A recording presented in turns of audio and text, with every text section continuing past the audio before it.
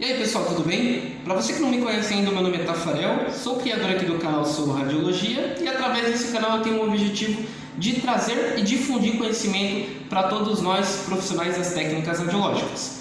Hoje eu vim complementar o vídeo anterior que eu postei aqui no canal, que é sobre questões comentadas de processos seletivos. E a pedido de um dos seguidores aqui do canal, que pediu para eu comentar um pouquinho sobre a parte prática, que é a avaliação que a gente faz com o gestor direto ali da radiologia. Lembrando que sempre nos processos seletivos, não generalizando, mas pelo menos dos que eu tenho participado, vamos passar por algumas etapas, onde a primeira é a seleção do seu currículo, a segunda é uma prova específica ali da sua área, que é a área de radiologia, a terceira é a entrevista com o RH, onde vão ser feitos ali alguns exames psicológicos, psicotécnicos. Ela vai avaliar o seu perfil profissional para ver se você se encaixa ali na empresa.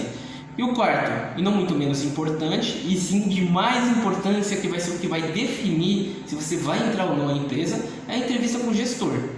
Como que funciona essa entrevista? O que ele costuma perguntar? O que ele costuma fazer? Qual que é o tipo de abordagem que ele costuma ter com você profissional? Eu vou falar isso baseado na minha experiência e espero que te ajude também.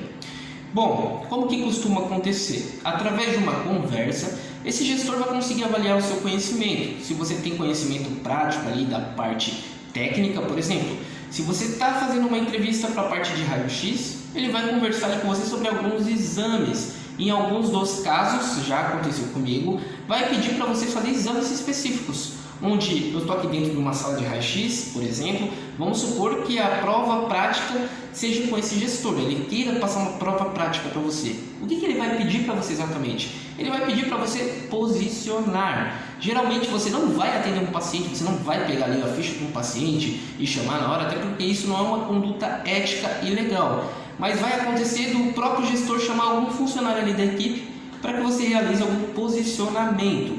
Vamos supor, esse gestor ele pega ali você, é lógico que o gestor, na maioria dos casos, ele não é uma pessoa ruim, não é uma pessoa malvada que vai fazer isso para te colocar numa saia justa, é somente para avaliar os seus conhecimentos. E ele não vai pedir nada muito absurdo, dependendo do que você passe para ele ali também, né? Porque tem muita gente que, na hora de fazer uma entrevista, eles querem passar uma imagem que conhecem tudo, então acabam falando de uma forma de passe que é o detentor de todo o conhecimento. Por isso que eu falo, vai um pouquinho com calma, chega com humildade, se mostre à disposição para que chegue nessa hora o entrevistador, o recrutador ali, no caso o gestor, ele não peça nada muito absurdo para você. Por exemplo, vamos supor que ele vai te avaliar, ele quer saber se você realmente sabe alguma coisa. Então ele vai pedir, posiciona lá um PA de crânio para mim na mesa ou na estativa, tanto faz. Aí você vai realizar esse exame e você não precisa ficar descrevendo para ele, olha, estou fazendo aqui o exame, colocando o raio central na região da órbita, alinhando a linha órbito-meatal. Ele vai querer só que você posicione, que você atenda o paciente como se você estivesse atendendo um paciente no dia a dia ali normal. Então o que ele vai avaliar? A forma com que você chama o paciente, a forma com que você conversa com esse paciente.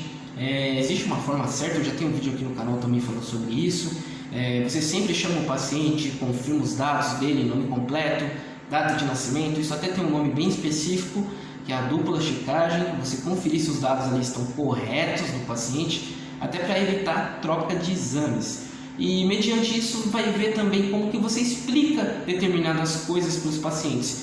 Eu gosto de falar isso bastante para os meus alunos, que é o seguinte: na hora que você vai fazer o exame, você tem que ter uma linguagem ali própria para cada paciente. Então tem paciente que vai ter um tipo de entendimento maior do que o outro, e tem paciente que vai ser necessário você praticamente desenhar ali a posição, mostrar em você como que você vai fazer a posição, que o grau de entendimento deles é um pouquinho mais difícil, um pouquinho mais lento. Não falando que o paciente é burro, pelo amor de Deus, não me interpretem mal.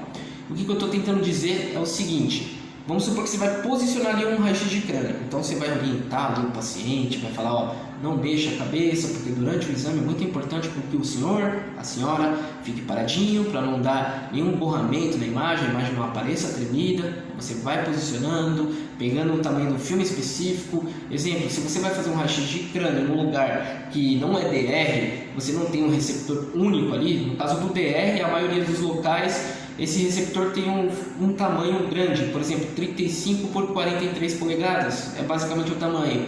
Então, se o serviço ali for um serviço com raio-x analógico, por exemplo, ou com raio-x CR digital, você vai ter que pegar o tamanho do filme específico. Se é um raio-x de crânio, vai ser o 24 por 30, você vai usar esse 24 por 30 na longitudinal, você vai colocar o identificador do lado direito do paciente. Então, o entrevistador ele vai avaliando tudo isso. Vamos supor que ele peça ali uma rotina para exame de abdômen agudo. Então, você vai ter que saber qual que é essa rotina. Isso aí, se você estudar um pouquinho, se você leu o Montrage, leu o Biasoli, você vai ver que a rotina para abdômen agudo é um tórax PA, um abdômen em pé, um abdômen deitado. Ponto final. E isso o entrevistador vai avaliar todo o seu conhecimento.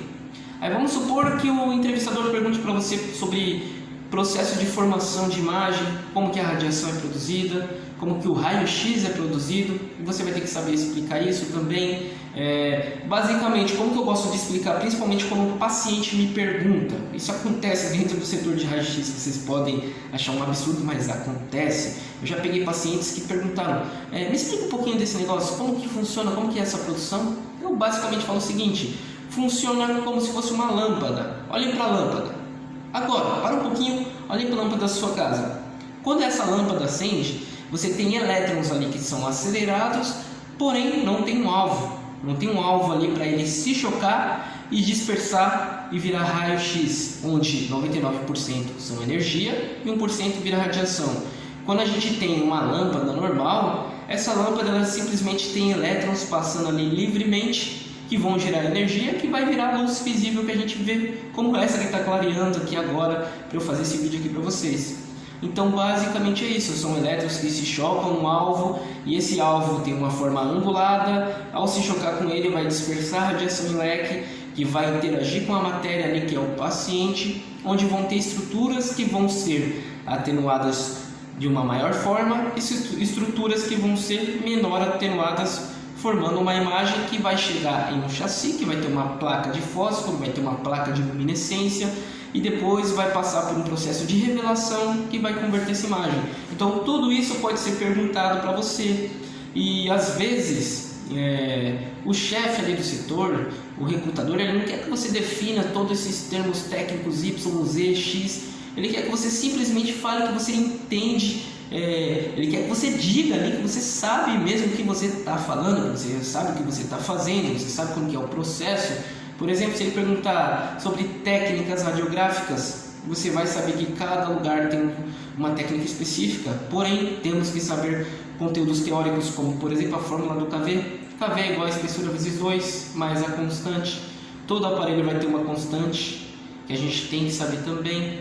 Aparelhos bifásicos têm um tipo de constante, aparelhos monofásicos têm outro. Geralmente vai variar de 20 a 30, onde vamos supor que eu vou fazer um raio-x de tórax. Então o tórax em AP ou PA vai ter uma espessura, o tórax em perfil vai ter outra. Por exemplo, no tórax AP eu tenho que medir a espessura daqui da parte anterior até a parte posterior. No tórax em perfil, eu tenho que medir a espessura da parte lateral até a outra parte lateral. Então vão dar espessuras diferentes, então eu vou ter que saber passar tudo isso aí para a parte do gestor que está me perguntando, para ele entender que eu realmente manjo dessas paradas, entendeu? Basicamente isso. Então, uma entrevista com o gestor não é nada muito absurdo. Se você é uma pessoa aplicada, que estuda, que está constantemente se informando, você vai muito bem. Por exemplo, se você está fazendo uma entrevista ali para tomografia, você não tem muita prática, mas você estuda, você sabe ali os movimentos, você sabe sobre a parte de angiotomografia, que é uma coisa que pede bastante, TEP, angiotomografia de coronárias. Se você manja da parte teórica muito bem, a parte de manuseio de equipamento é o menor fator, é a menor coisa que você vai utilizar. O que precisamos conhecer muito em todas as áreas, seja tanto no raio-x, tanto na parte de tomografia ou até mesmo em outras, como mamografia, por exemplo, é a anatomia. A anatomia é primordial, posicionamento é primordial, principalmente no raio-x. Na tomografia, conhecimento tecnológico é primordial, então todas essas informações vão te ajudar uma entrevista prática. Então se informem bastante, Em 2020 tivemos várias palestras, várias lives. Se você participou de pelo menos 1, 2, 3 de determinados temas, você já conseguiu pegar algumas expertises de profissionais das áreas específicas. Então, o que eu aconselho a você hoje? Vai lá no Insta, vai lá no YouTube, pesquisa lives, pesquisa assuntos que são pertinentes ali à área que você está buscando, seja raio-x, tomografia, mamografia, e através desses conhecimentos específicos dos profissionais, você vai formando o que você deve saber. E em cima disso você vai conseguindo colocação. E o que eu gosto de falar bastante também é que cada entrevista vai gerar um novo aprendizado para você. Você pode receber 10 não. Tenha o hábito de anotar tudo que passa ali com você dentro de um processo seletivo, para que no próximo você possa até fugir de alguns pequenos erros que você possa estar cometendo. Então eu espero que esse vídeo de hoje aqui tenha te ajudado um pouquinho.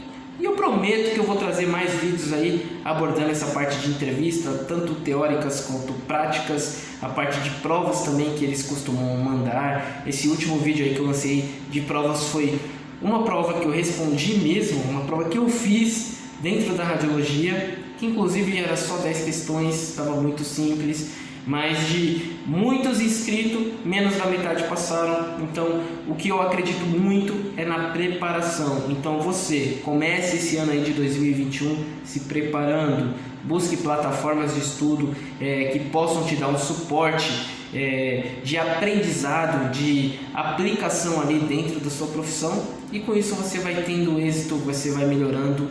Eu acho que o propósito de tudo é evolução. Evolua sempre, beleza? Obrigado aí e por hoje é só.